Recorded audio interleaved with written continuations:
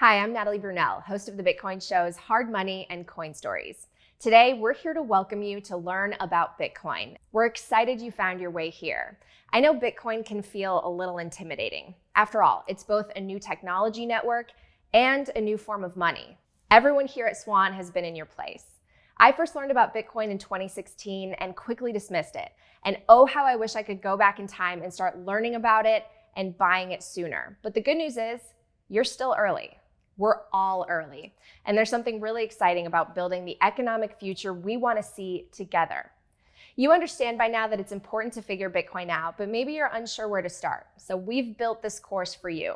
Swan is known for its dedication to education. In fact, our team is full of some of the best known Bitcoin educators in the world. And we're going to break down for you exactly what Bitcoin is and why you should welcome it into your life. As I mentioned, this series of videos is intended to welcome you to Bitcoin, a new kind of money. So you might be asking, well, why do we need a new kind of money? Let's find out. Our money is broken, and the financial system is rigged to benefit those at the top at the expense of those at the bottom. So let's talk about why. To put it simply, over time, the same amount of money buys you less and less in real goods. The way we experience it is higher prices, higher home prices, higher costs of tuition, higher rents. The things you need most are getting more expensive, and for many, income from work isn't keeping up. With banking today, the money you keep in your bank account goes down in purchasing power over time. So if you have, say, $1,000 in your account today, in 1 year's time, that $1,000 won't buy you as many groceries, for example, or school supplies. In fact, $1,000 a year ago only buys you about $930 worth of the same things today. And this continues year after year. That is why you were always hearing about how going to the movies used to cost a nickel in my day from your grandparents, or how some of today's multi-million-dollar homes were once bought for less than $100,000. So are things getting more valuable, or is your money just buying you less? And if so, why? We've all been in this trap for a long time.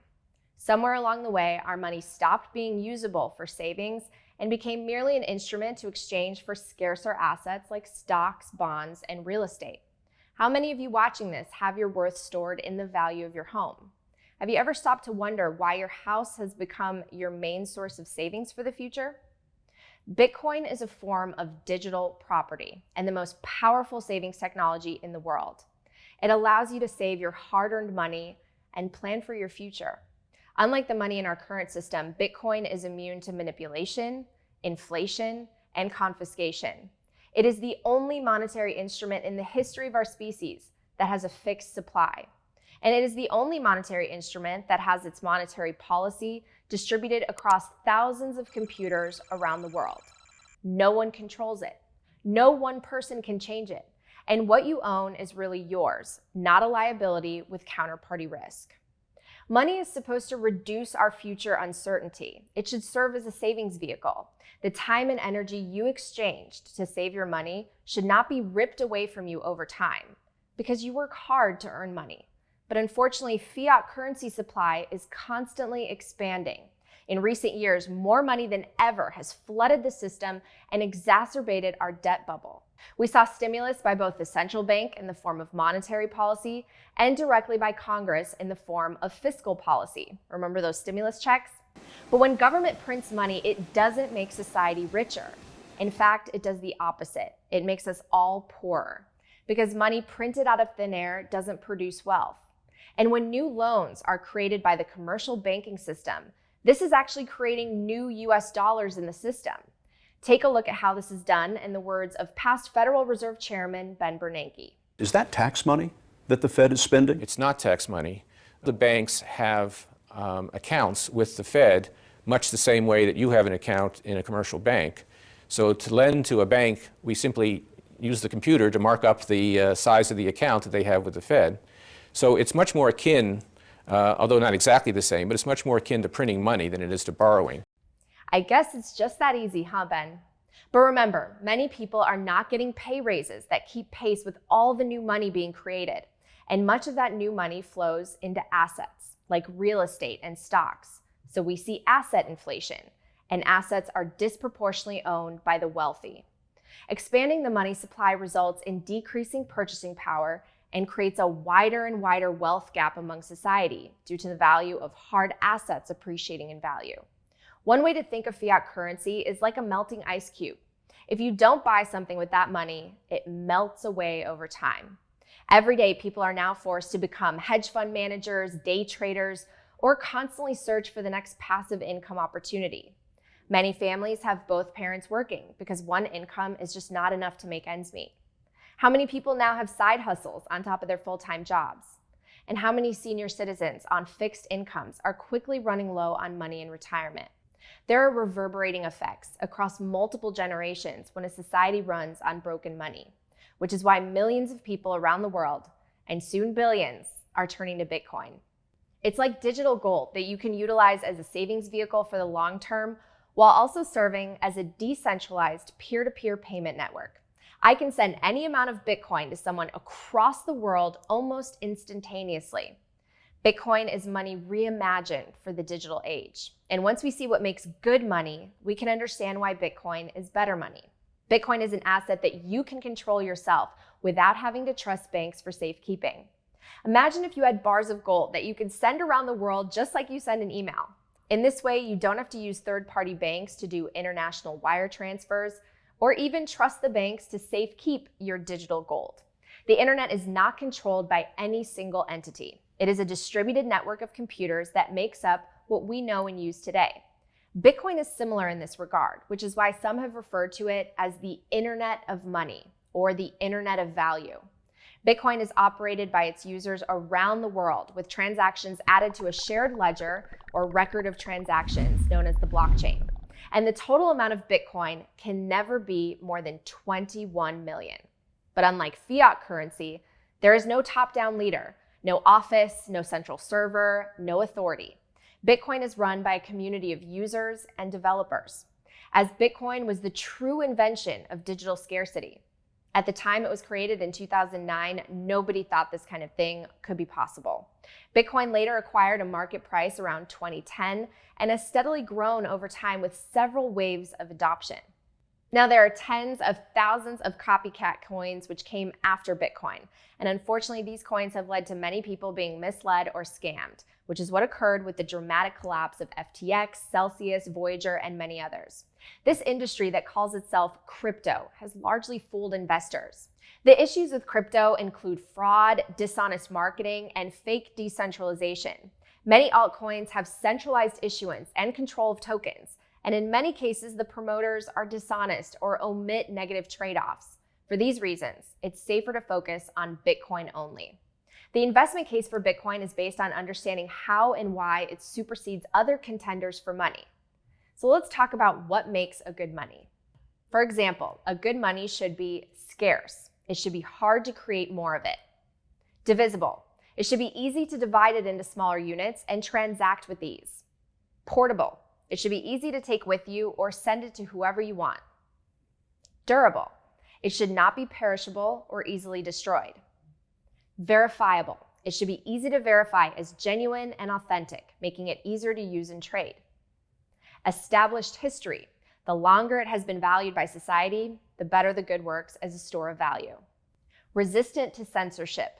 If you can control it and transact without asking permission, that's clearly better than a money where you must first ask permission from a controlling authority.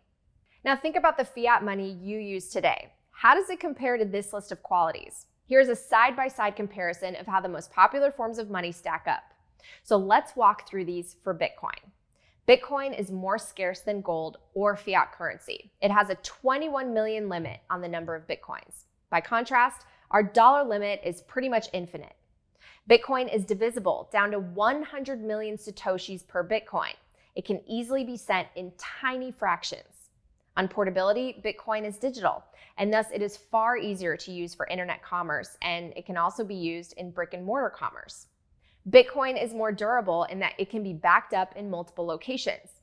Bitcoin is more easily verifiable than gold or fiat currency, as we simply use computers to verify the entire supply of Bitcoin. In terms of established history, gold has the advantage of having been used for thousands of years. However, Bitcoin has operated flawlessly for 14 years, and it has significant advantages in other areas that contribute to why more people are adopting Bitcoin over time. Bitcoin is far more censorship resistant than gold or fiat currency, as you can simply send or receive it using a smartphone without asking permission from any authority. Put simply, gold is too slow and too costly to send around the world, and fiat currencies are simply devaluing too quickly to be good money. Bitcoin is superior in many ways, but much of the world simply doesn't understand this new technology yet, and the process of monetization takes time. After over a decade of historical price action, it is clear that the adoption of Bitcoin is only growing stronger. Naysayers point to the 80% decline in the price of Bitcoin during bear markets as evidence of its flaws as a savings vehicle. It is certainly volatile in the short term, but they conveniently ignore that the price always recovers and continues to climb exponentially during bull markets. This is a common misconception when analyzing technological revolutions. While short-term price is nearly impossible to predict, the prevailing trend is extremely bullish. Zoom out. The general public made this same mistake when first confronted with the telecommunications and internet revolutions. In fact, every major technological disruption in history has these same characteristics. As we look at this chart, we can see how quickly adoption took place with various technologies. Many of these technologies are now considered ubiquitous. Almost everyone has access to them or uses them. And also notice how quickly adoption takes place nowadays in the age of the internet. But notice how it's not all going up in a straight line. Volatility is commonplace when you are early on the adoption curve. In her book, Technological Revolutions and Financial Capital, author Carlota Perez famously said, "Nothing important happens without crashes." Similar to any technological revolution, there are boom and bust cycles as Bitcoin continues to penetrate mainstream society. But if you are patient and invest consistently, you can protect yourself from the loss of your fiat currency's purchasing power at the same time. You don't want to end up as a future meme like Katie Couric from the internet boom. That little mark with the A and then the ring around it? At? See, that's what I said. Katie said she thought it was about. Yeah. What do you write to it like mail? No, a lot of people use it and communicate with, I guess they can communicate with NBC writers and producers. Allison, can you explain what internet is? The good news is that you're here watching this video, which means you are a step ahead of 99% of investors before they inevitably pile into the opportunity that Bitcoin presents. This is to your advantage as an investor. The problems created by fiat currency can be fixed by Bitcoin, leading us toward a bright orange future. Instead of having so many people struggling to get by because their salaries aren't keeping pace with the cost of living, Bitcoin empowers us to benefit from increased purchasing power over time. We won't all have to become investment managers and financial planners just to get by. We can simply save with Bitcoin and experience prosperity and growth. Right now, society is divided and people are fighting over control. This creates nasty and divisive politics because people begin to vent their frustrations about feeling there's no way to catch up in the system. People start to blame one party or another, one group of people or another. But we need to look deeper at the money. What if we could peacefully coexist without so much fighting? Bitcoin could fix this. Instead of having our power taken away by large governments or corporations propped up by debt, the power can be given back to individuals and families. Innovation and technology will also benefit the many, with the cost of products and services dropping down while your purchasing power increases. The last few years have been very destabilizing for many classes in our society, but bringing about a Bitcoin standard can return a sense of order. It will empower us with more choices. Bitcoin offers the opportunity for a reverse wealth transfer, one that benefits the working class and helps humanity seize on the advantages of operating with an upgraded monetary system based on math, not manipulation. Once you see that Bitcoin is a technical solution to the issues of money that have plagued humanity for thousands of years, it's hard not to be optimistic. Paradoxically, scarcity in money leads to abundance in everything else, and Bitcoin can create an abundant world. We've only just begun to scratch the surface on what Bitcoin is and how it can change your life. Join me in Unit 2 as we talk more in depth about the investment and savings case for Bitcoin. We'll even give you $10 of free Bitcoin to start your journey. See you there.